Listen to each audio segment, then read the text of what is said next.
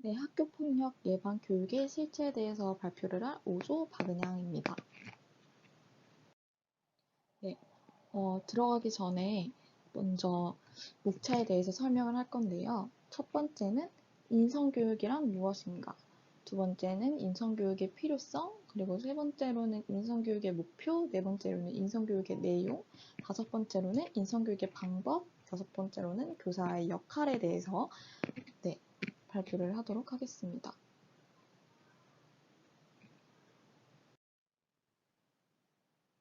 네, 먼저 인성교육이란 에 대해서 발표를 하기 전에 먼저 인성에 대해서 설명을 하려고 하는데요. 인성의 개념은 신체적, 심리적, 정서적, 지적 특성 등을 포함하여 개인의 내면에 존재하는 개인의 특성을 의미를 합니다. 그래서 인성교육은 도덕성, 사회성, 정서를 포함한 바람직한 인간으로서 성품을 가지도록 마음의 바탕인 지정의를 기초로 인간이 되는 가치 교육이라고 여기서 교과서에는 말을 하고 있습니다. 그리고 이 표에서 보시다시피 많은 학자들이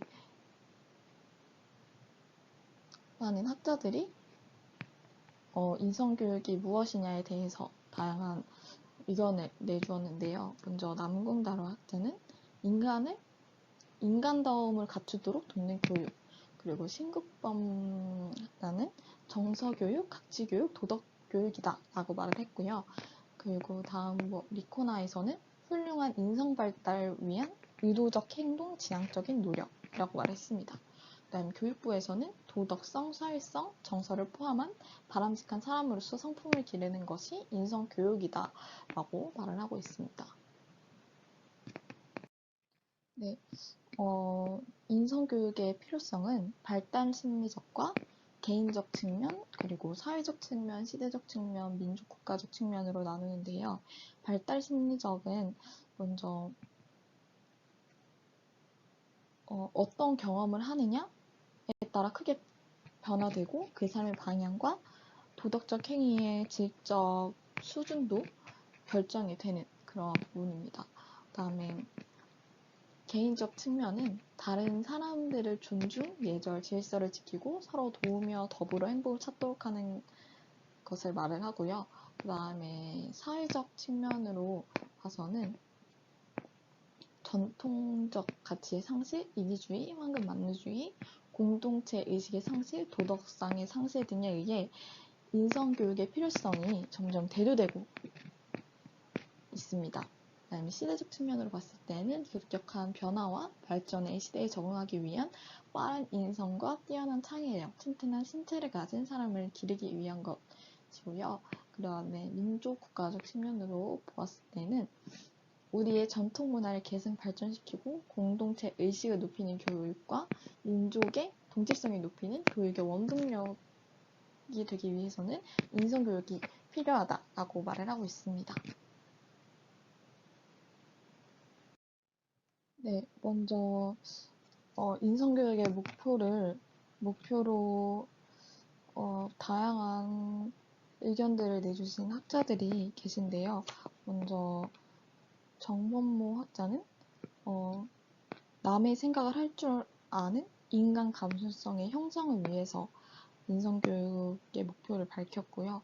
그리고 한국교육학회에서는 사회 공동체가 함께 더불어 살아가기 위해 지녀야 할 기본적인 태도와 가치관을 함양하도록 하는 데 있다라고 밝혔습니다.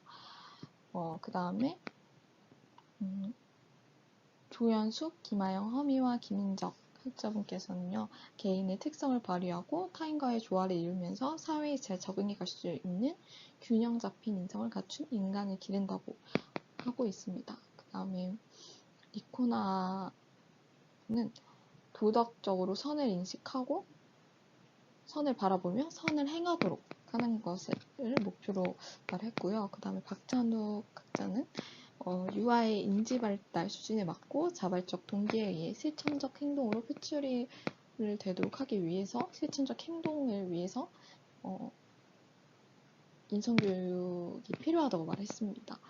그 다음에는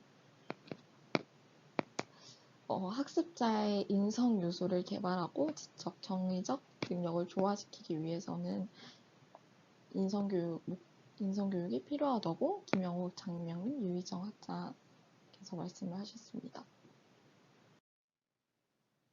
네, 다음에는 인성교육의 내용에 대한 것인데요. 이것도 되게 다양한 학자들이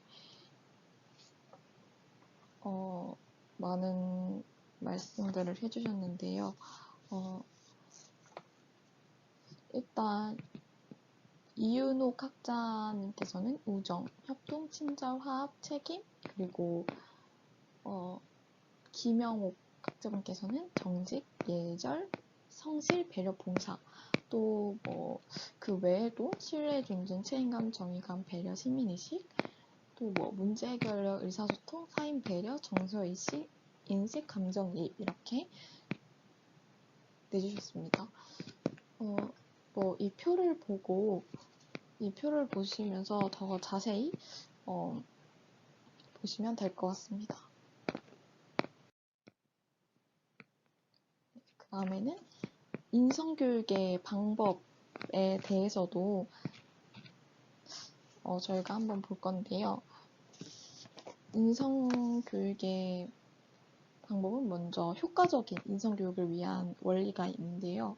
이는 좋은 인성 형성의 기초가 되는 배려, 정직, 책임감 등의 보편적 인성 덕목을 증진시키고, 그리고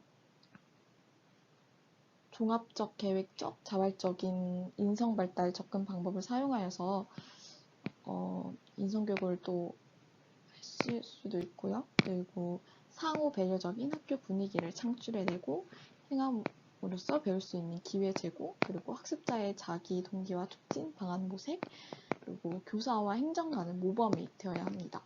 그리고 인성교육 담당자는 도덕성을 갖추어야 하고 정기적 자원의 책임감을 갖고 있어야 합니다. 만약 유아를 가르치는 교사가 정작 도덕성을 갖추지 않고 그 상태로 아이들에게 무엇인가를 가르치려고 한다면 그 아이들은 그 모습을 그대로 따라 배우겠죠. 그래서 이 부분은 굉장히 중요하다고 생각을 해서 인성교육 담당자는 도덕성을 갖추어야 된다고 합니다. 특히 이 부분에는 요새 아동 학대라던가 아동 성숙하지 못한 그런 부모가 아이들을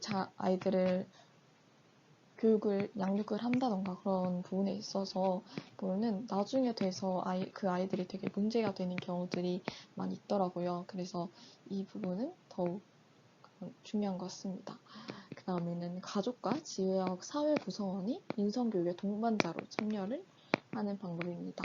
그리고 인성교육 성과에 대한 전반적인 평가가 필요합니다. 그래서 이 평가를 바탕으로 어떤 거를 더 보충을 하면 좋을지, 어떤 거를 더 추가적으로 넣으면 될지에 대해서 볼 수 있기 때문에 이 방법도 되게 중요하다고 생각을 합니다. 그 다음에 조금 다음으로 인성교육의 구체적 활동에 대해서 설명할 건데요. 첫 번째는 역할 놀이를 통한 인성교육입니다. 이거는 현재 저희가 배우고 있는 그 과목과도 굉장히 유사한 점이 되게 많은데요. 그리고 문화적 접근을 통한 인성교육, 그리고 세 번째는 자연 체험을 통한 인성교육, 네 번째로는 토론식 문제 해결 방법을 통한 인성교육, 다섯 번째는 게임을 통한 인성교육입니다. 특히 이 게임을 통해서 아이들과 함께 논다면 자신이 진 것에 대해서 이거를 인정을 하고 또 다른 아이들과 이렇게 나는 이렇게 생각을 했는데 너는 이렇게 생각을 했구나 라면서 이렇게 맞춰갈 수 있는 그런 부분이 될 수 있기 때문에 게임을 통한 인성교육 부분도 굉장히 중요하다고 생각을 합니다.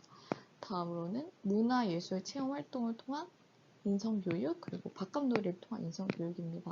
특히 바깥놀이는 굉장히 중요하다고 저도 많이 들었고,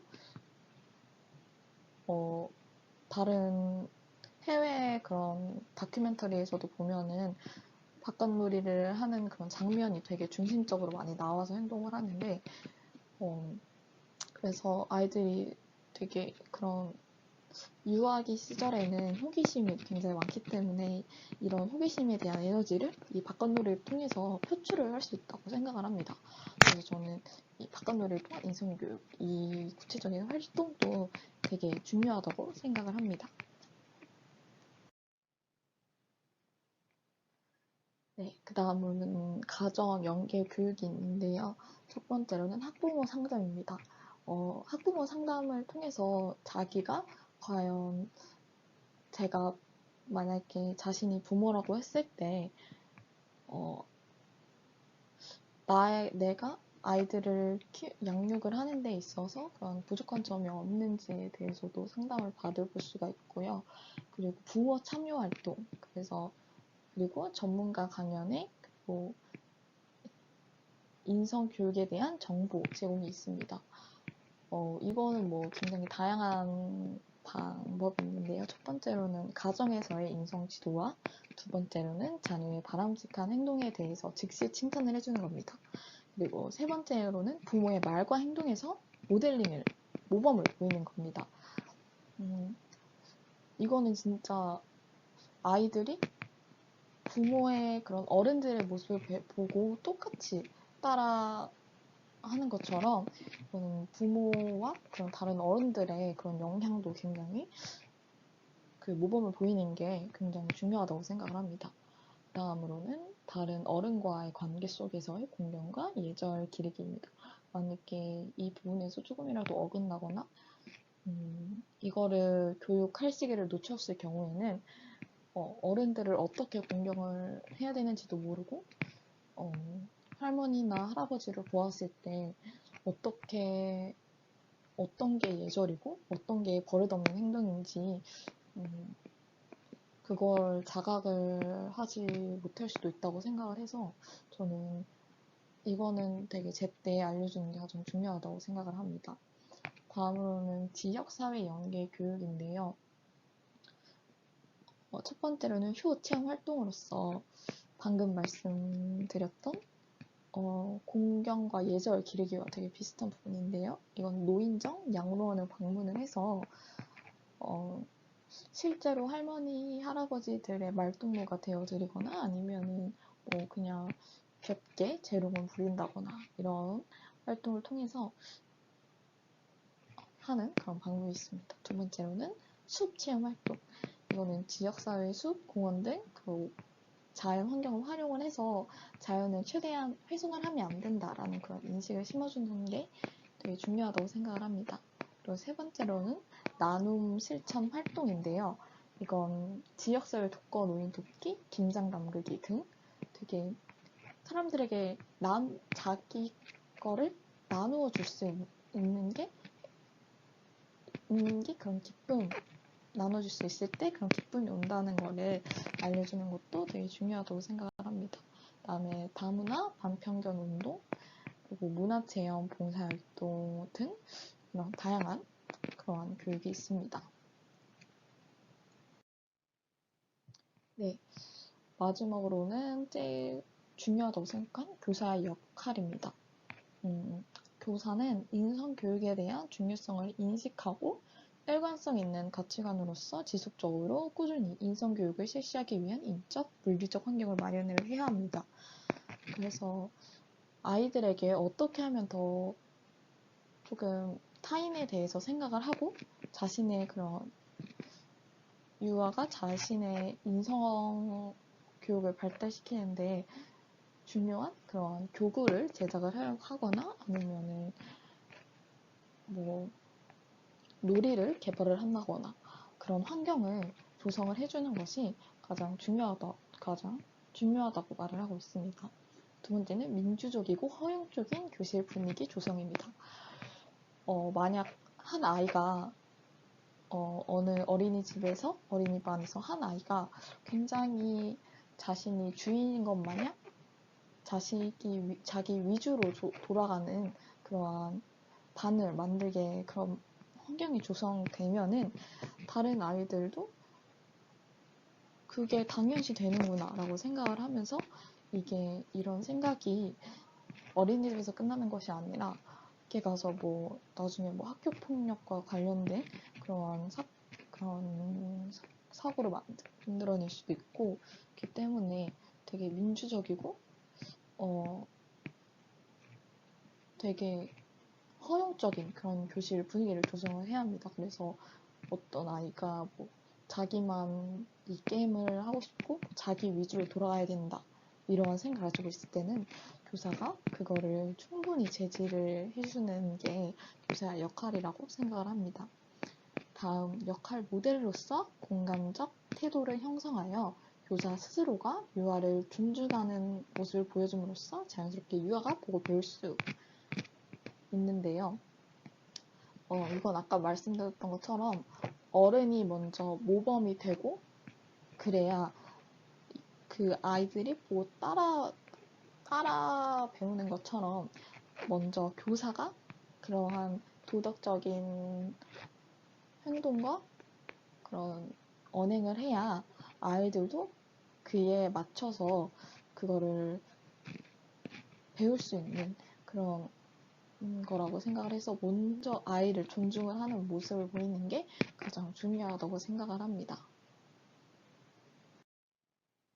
네, 이상 5조 발표를 마치도록 하겠습니다. 감사합니다.